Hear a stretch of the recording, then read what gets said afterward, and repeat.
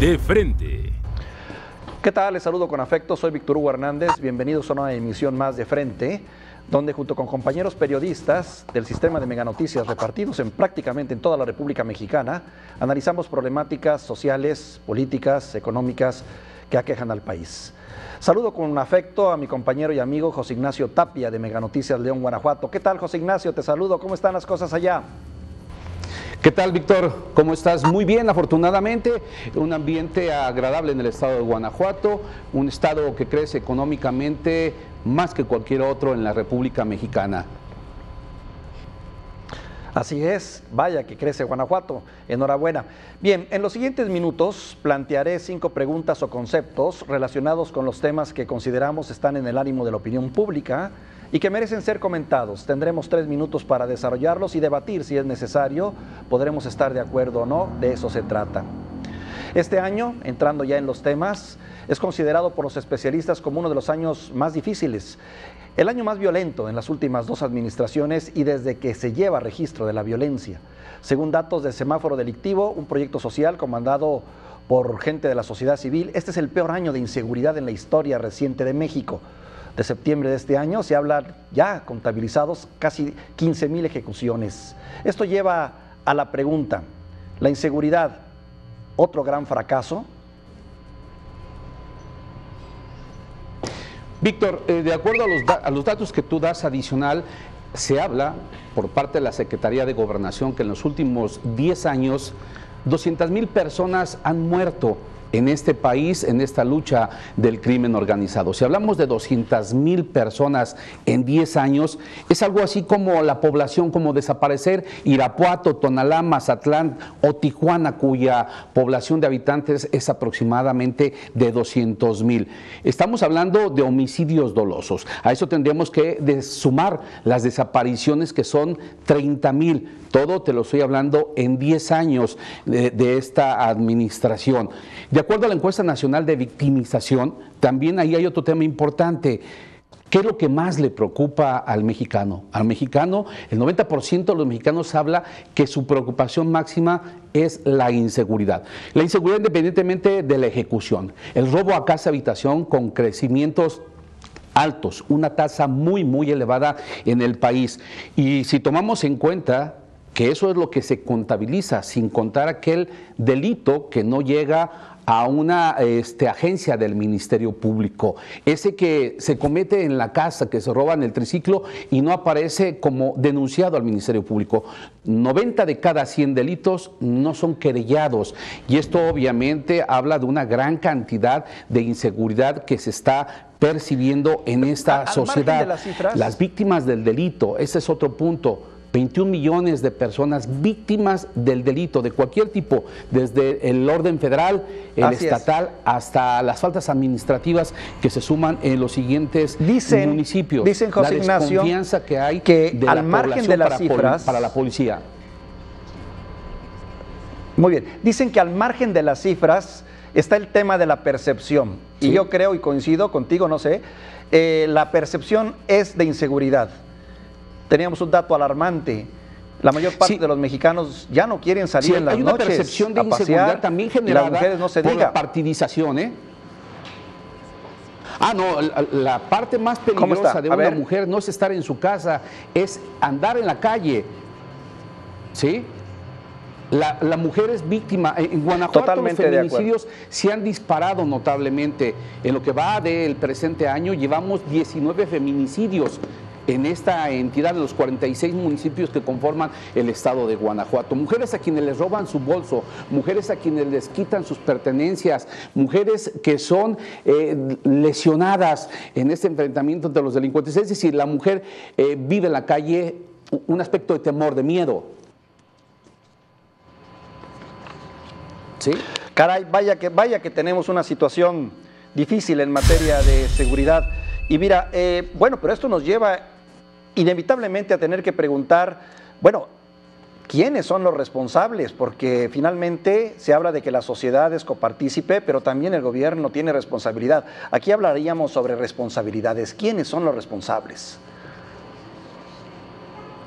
Mira, Víctor, para mí las estrategias de seguridad tanto del nivel federal, estatal o municipal no han funcionado.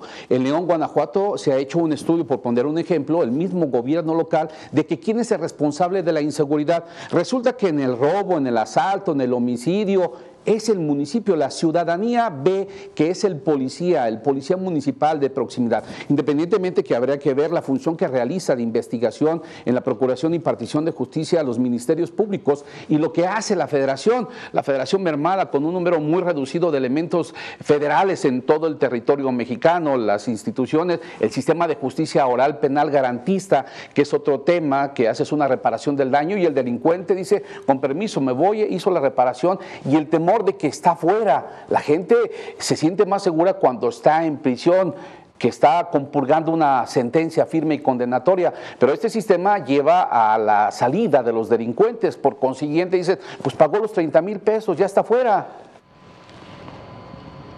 Pero ¿sabes qué pasa también, José Ignacio? Yo creo que hay que acotar esto.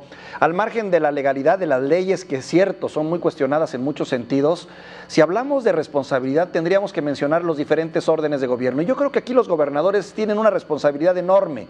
La gran mayoría de ellos han hecho a un lado los acuerdos y le han dejado todo a la federación. Ahora, es cierto, la Secretaría de Gobernación, las instancias federales también tienen una gran responsabilidad, pero creo que más bien los estados y los municipios, y particularmente los estados, pasando por los gobernadores, no han hecho bien su trabajo en materia de responsabilidad de seguridad.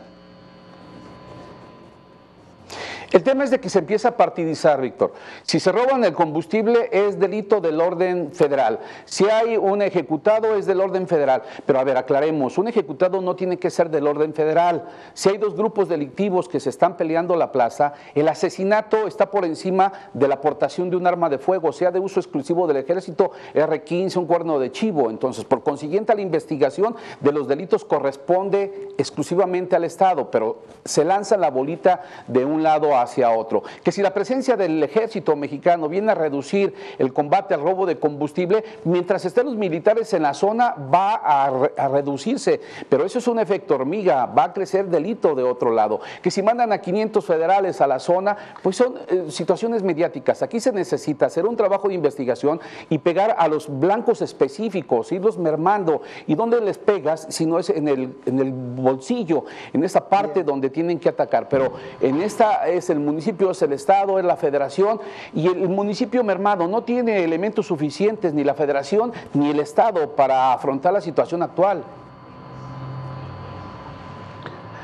Bueno, y si eso le agregas que no hay ni siquiera una normativa para lo que es el papel del ejército en las calles, vaya que estamos en problemas. Pero bueno, si hablamos de responsables, tendríamos también, y estarás de acuerdo, que con frecuencia escuchamos a nuestros políticos y burócratas hablar de objetivos, diagnósticos, intenciones, deseos, que quedan en eso, solo deseos, buenos deseos. Y esto, pues bueno, con interés, en días pasados leía yo una nota en la que dicen cómo en Canadá sale una niña a jugar a la calle sin mayor problema, o cómo en algunas otras partes del mundo como Costa Rica, una mujer puede agarrar un taxi y no pasa nada, sin ningún contratiempo. No ocurre en eso en México, donde 7 de cada 10 personas han dejado de usar joyas por miedo a ser asaltadas, o donde 8 de cada 10 no quieren salir a las calles. Esto nos lleva, hay una solución. Sí hay una solución, indiscutiblemente que tienen que ser estrategias de seguridad muy bien definidas, que cada quien haga el papel que le corresponde. La policía municipal, volver a ser ese agente que tocaba la puerta, ese policía de proximidad, ese policía que estaba atento a las necesidades de la vecina, del señor adulto mayor, del niño, ese policía cuyo principal objetivo es atender las faltas administrativas que están en su reglamento de policía de buen gobierno y en la medida de la flagrancia o cuasi flagrancia del delito, actuar en consecuencia. El Ministerio Público atender sus delitos del fuero común y dar claridad y celeridad, aún teniendo este sistema de justicia oral garantista que ha sido muy cuestionado. Y la Federación, a lo de ellos, la Federación ha dejado de hacer un trabajo importante en este país porque, insisto, no hay elementos suficientes.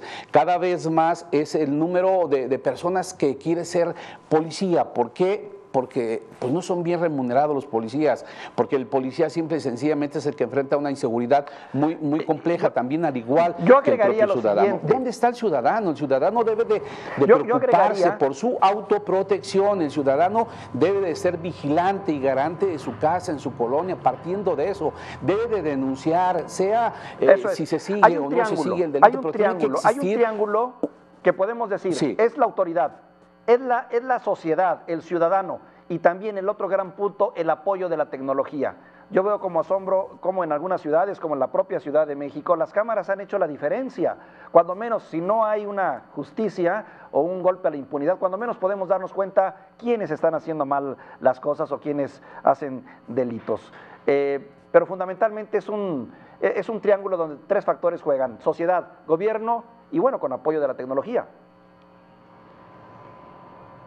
Indiscutiblemente, mira, por poner un ejemplo, en el estado de Guanajuato más de 3,000 millones de pesos se destinaron a un programa de seguridad escudo, que ha sido también muy cuestionado. Es un instrumento más, no es la panacea. Esas cámaras están en las fronteras de Michoacán, en la frontera de Jalisco, están monitoreando entrada y salida de vehículos. Sin embargo, insisto, no es un todo, pero sí tiene que ser la tecnología desde la misma casa, tu teléfono celular, como presidente de Colonos, conectado al comandante de la zona y pasar información para que esta información se cruce, se analice y se actúe en consecuencia antes de la prevención. Si hay delincuentes, gente que esté merodeando la zona, pasa la información, porque regularmente le hablas al policía cuando se cometió el delito o la falta administrativa. Eso no va a funcionar en este país. Las cosas es ir anticipándonos a esto.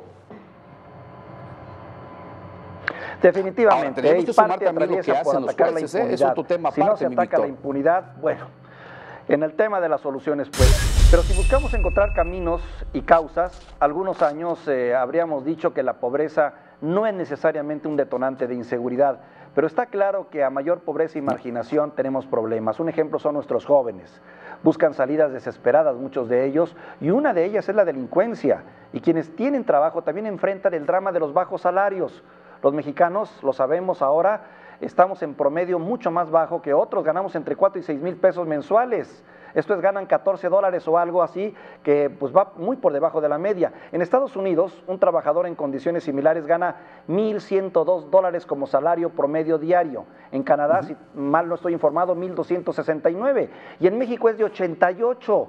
Esto lo sabemos gracias ahora a la discusión que se da en el contexto del Tratado de Libre Comercio. ¿Estamos los mexicanos ante salarios de pobreza?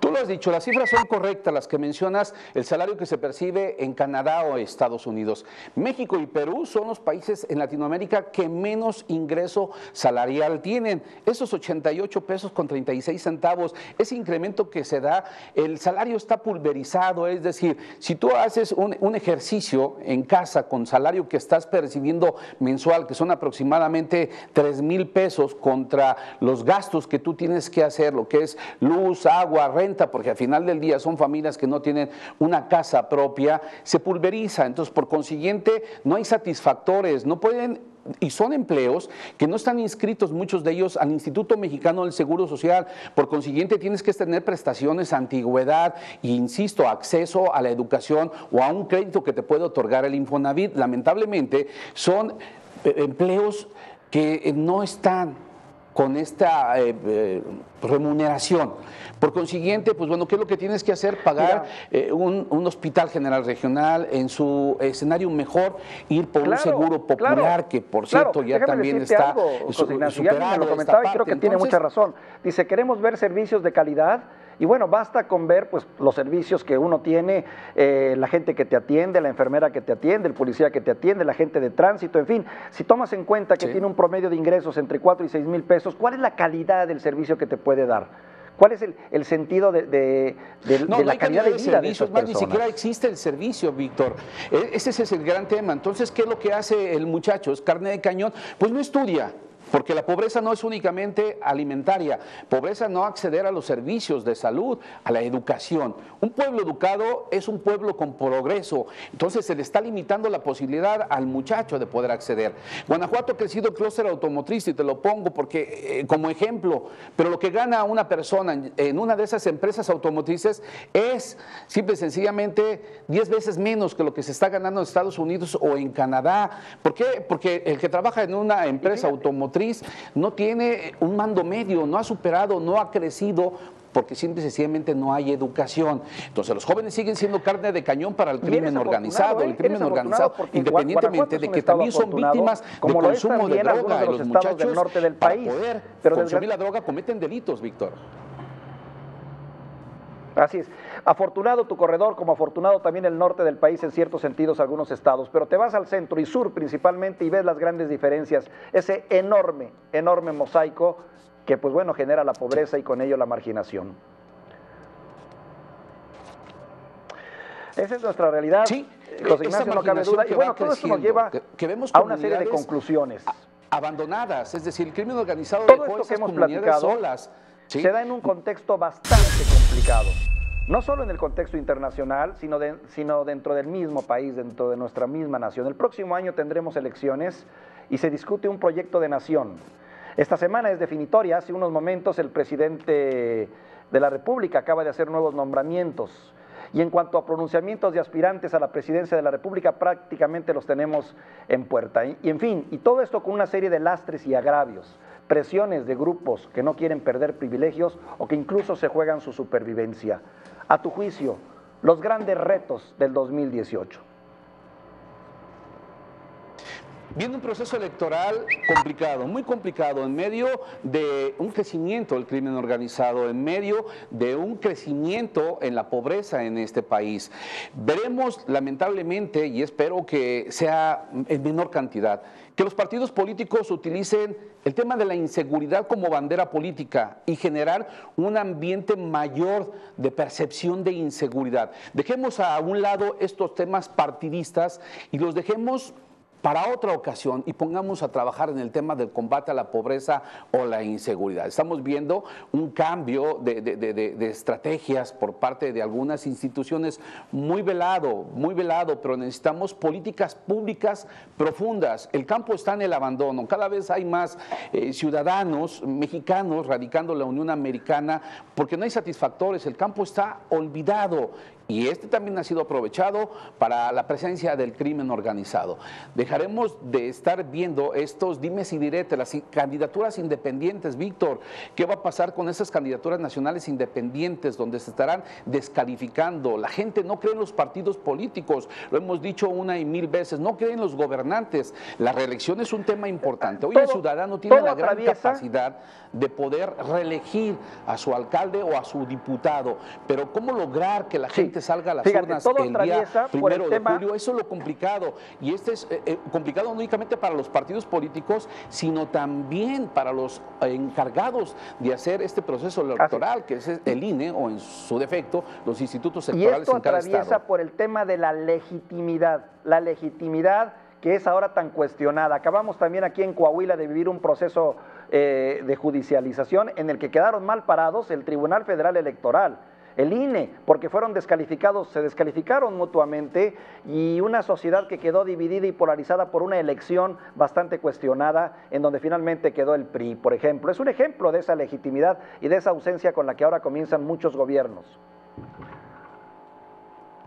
Así es, y aparte de la legitimidad, la gente, ¿qué ve en los partidos políticos? Las doctrinas que quedaron abajo, dentro de los mismos militantes o los ciudadanos.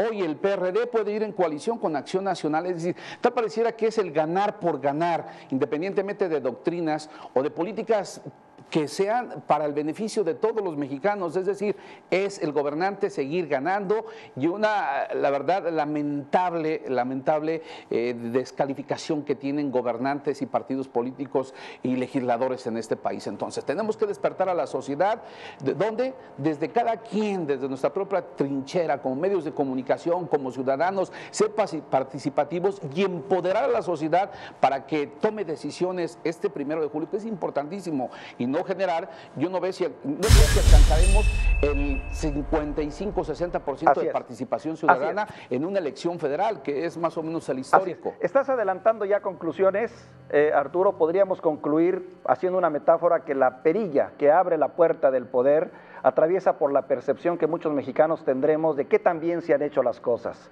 de lo legítimo, de la legitimidad que logren con sus argumentos los aspirantes a gobernar en los más de 3,000 cargos públicos que están en juego, incluyendo la presidencia. Sobre todo el nivel de hartazgo de la población, que reconocerá a su modo y a su manera quién ha hecho bien las cosas y quién las haya hecho mal. Como diría un destacado político, lo bueno de esto es lo malo que se va a poner todo este asunto y estaremos muy atentos. Aprecio tu colaboración, José Ignacio Tapia, desde León, Guanajuato, en este intercambio de ideas y de opiniones, y te saludo. Gracias, Víctor. Como siempre, mil gracias y estamos a la orden. José Ignacio Tapia desde León, Guanajuato. Y a usted yo le agradezco mucho habernos acompañado en esta emisión de Frente. Soy Víctor Hugo Hernández y nos vemos en una emisión próxima. Gracias, el mejor de los días.